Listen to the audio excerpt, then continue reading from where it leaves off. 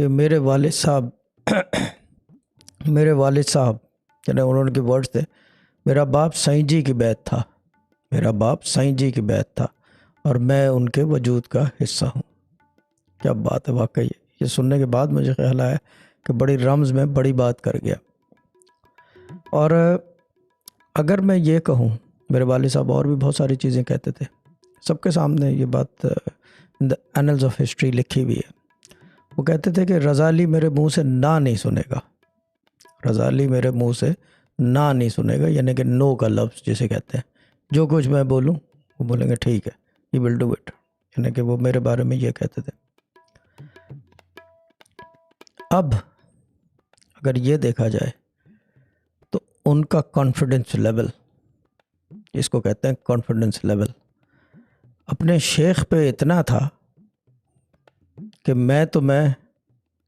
میرے وجود کا حصہ بھی کوئی بات کرے گا تو سائیں جی نہ نہیں کریں گے اس کو،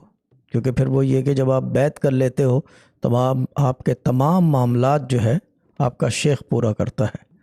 کوئی معاملہ آپ کے ہاتھ میں نہیں رہتا، شیخ کے ہاتھ میں چلا جاتا ہے۔ شیخ کا میں ایک عجیب بات بتا دوں کہ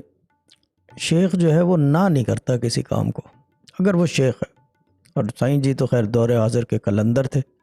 ٹھیک ہے نا، ان کی جس آدمی کی عمر کا پتہ نہ ہو، یعنی کہ ہوتا ہے نا ایج، عمر کا پتہ نہ ہو تو پھر کیا بات کریں گے،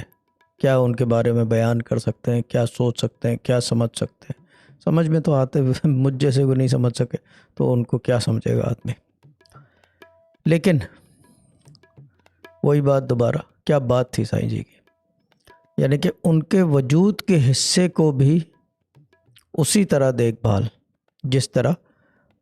جن کو انہوں نے کہا تھا آ اختر تجھے بیعت کروں، وہی دیکھ بھال، کوئی فرق نہیں ہے۔